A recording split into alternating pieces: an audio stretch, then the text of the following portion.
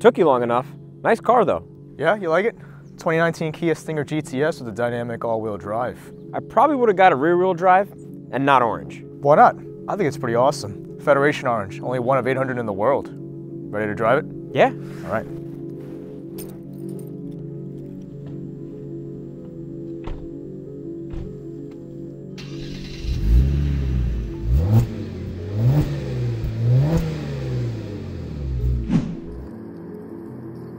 So this car startup is pretty anticlimactic, huh?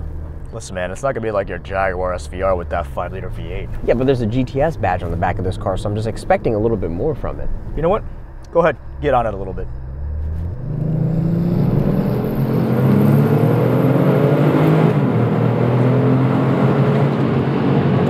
Honestly, that's really surprising that that sort of noise comes from this 3.3-liter twin-turbo V6 from Kia. The exhaust note's pretty bassy. You know that's all fake, right? They do this BMW thing where they pipe exhaust note into the cabin with the speakers. The good thing is, though, that you can turn it off. And that's something I really appreciate from Kia. I know there's a few different GT trim levels, and from what I remember, they all use the same powertrain, but just a different differential and all-wheel drive system, right? Yeah, same 365 brake horsepower engine, 376 foot-pounds of torque. The biggest difference with the all-wheel drive system is that you can control how much power is going to the rear wheels with this little selector switch. In comfort mode, you get about 60%, sport mode's 80%, and then with that legendary drift mode, you get 100% to the rear wheels. So tell me, how's it drive? Well, I got 3 complaints. One is the gearbox, the throttle response, and then the turbo lag. After 2,500 RPMs, this thing picks up and just goes, though. How them factory Brembos treating you? Could use a little bit more bite, but then again, this thing does weigh 2 tons. See, if it were me, I'd probably personally get the rear-wheel drive version, just save 200 pounds right off the bat. Yeah, see, I don't understand why people don't buy that. You save money and you save weight, and there's your drift mode right there. But see, think about it. If you start modding this car, then you've got 450 to the wheels with full bolt-ons, and I don't think you're going to be hooking 255s anytime soon if it's just rear-wheel drive. Okay, but if people are already modding it that far, then what, are they going to forget about the tires? I had this issue in my E92 M3. All I did was widen the tires. You can do the same on this car. I guess that makes sense, but what about those guys in the Northeast like us here who, you know, in the wintertime we see a lot of snow? Yeah, you're probably right. The all-wheel drive one is the more sensible option, especially if you live in the Northeast. But nonetheless, this car makes a really good daily driver. It's spacious, it looks nice, and then when you put it in sport mode, it's not that stiff.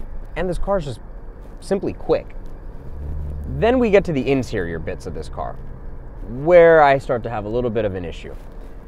The top portion here takes an entire design cue from Jaguar.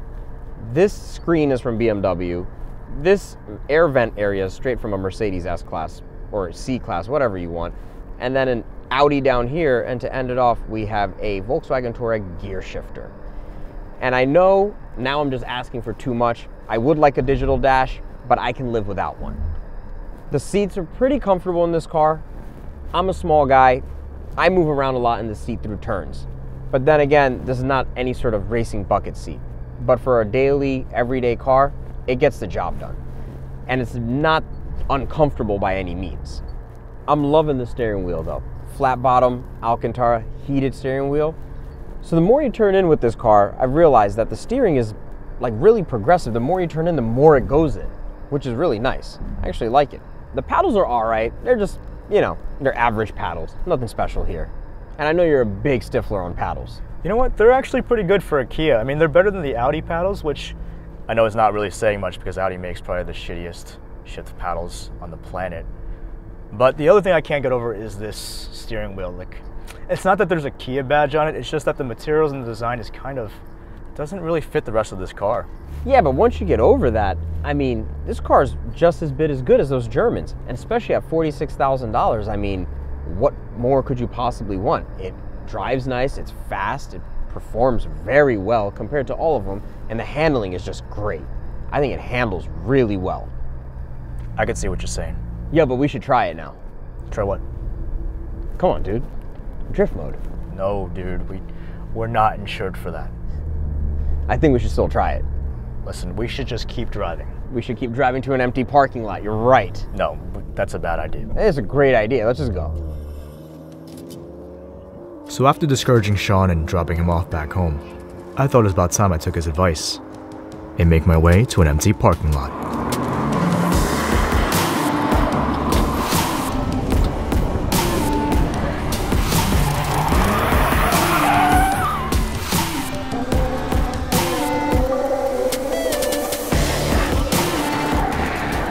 There's no actual drift mode button. You set it to sport, turn off traction stability, and preferably use manual mode. Then you're good to go.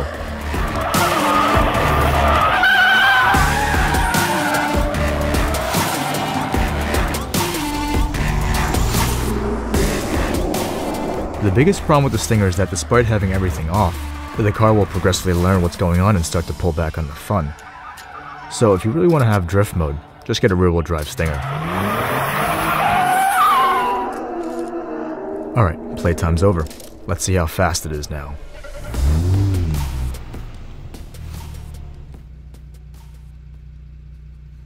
So, I guess nothing fancy here. Put it into sport mode and we're good to go. But even in full manual mode, the car will upshift for you at redline.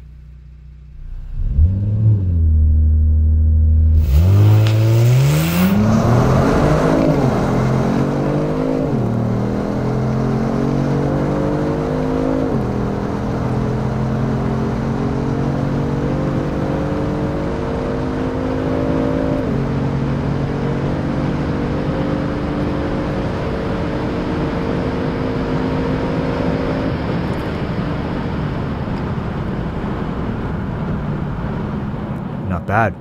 Upshifts and downshifts could be better. It's not really as aggressive as its German counterparts, but now that that's over with, let's see how it does on the track.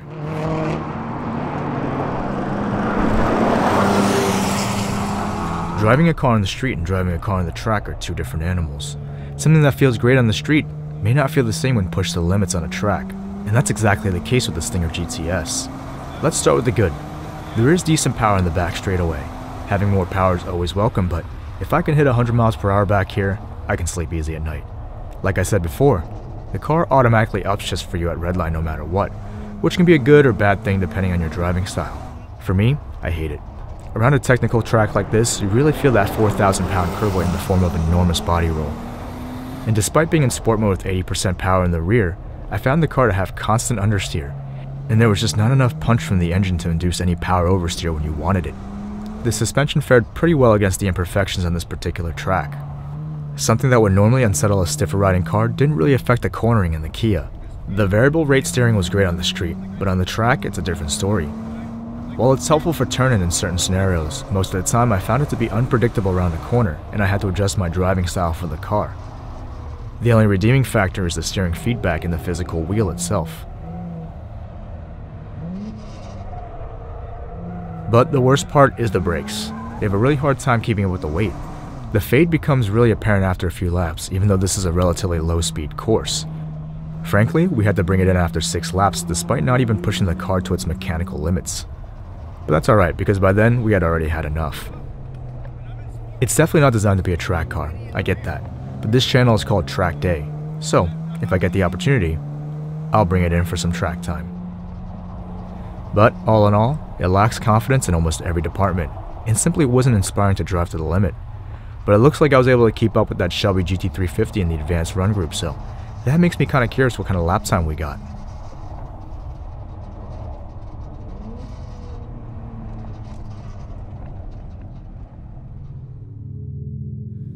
Surprisingly, the Kia did pretty well despite feeling like driving a bucket of crabs.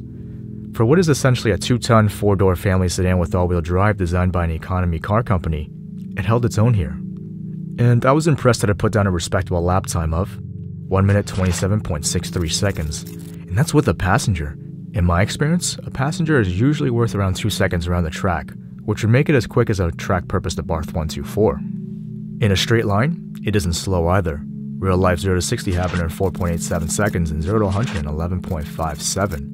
Surprisingly, using launch control was slower than just brake boosting. In the quarter mile, it did 13.19 at 105.83 miles per hour. And this will also be the start of the half mile test in which the Kia did 20.77 at 129.01 miles per hour. In terms of rolling times, the GTS pulled off a respectable 40-100 time of 8.62 seconds. Faster than Alpha 4C, but still slower than most of its competitors. Interestingly, this car seems to have some decent top-end pull because it was able to outrun the Infiniti from 60 to 130 with a time of 15.39 seconds. And for my metric friends, we got a 100 to 200 km per hour time of 12.87 seconds. To say the least, I'm impressed that something like this came out of a Kia factory. and I'm sure some aftermarket mods would make this thing a real monster on the street. All things considered, the Stinger GTS is a formidable entry into the sports sedan segment from the Korean automaker. I would argue that it's 80% there in terms of being a rival to the Germans. Then again, it's also 80% of the price of an S5 Sportback. It's a car with great potential though, and I find it rather attractive in the same way you would find a nerdy coworker attractive if they suddenly decided to take some fashion advice. Not a fan of the fake hood vents, but I believe this powertrain has tremendous potential. The interior is acceptable, but not my favorite by any means. I would even spring for the GT2 trim so I wouldn't have to look at this Touareg shifter. But the GT2 trim puts you at over 50 grand, and despite having a unique key fob and an impressive skill set, it's still a Kia. I hate to sound like a brand snob, but the truth is, I wouldn't hesitate to spend an extra 10 grand for that C43 AMG or M340i. You'll get a more luxurious interior, better exhaust note, and better performance, as well as the limited prestige that comes with an entry-level luxury sports sedan. Some would argue that it's actually a competitor for the Audi A7, so that might be an idea for a future episode. But if your budget is the limiting factor, I would tell you to spring for the base GT trim. You get the same 3.3-liter twin-turbo V6, plus you save 5 grand over the GTS. On top of that, you can also pick a different color besides Federation Orange if you're like Sean. I think we'll be alright. No, I don't know. What if we crash into a tree or something? I know just the spot to take you. No trees. No. I think we're gonna... Well, we gotta do it for the fans. Hard pass. I got no fans. Hit that subscribe button. First time on the channel? Don't forget to check out some of my other stuff. I produce all sorts of cool content with performance cars and acceleration tests, so if that's your jam, be sure to hit that subscribe button and ring that bell icon for new episodes every Thursday. Thanks for watching.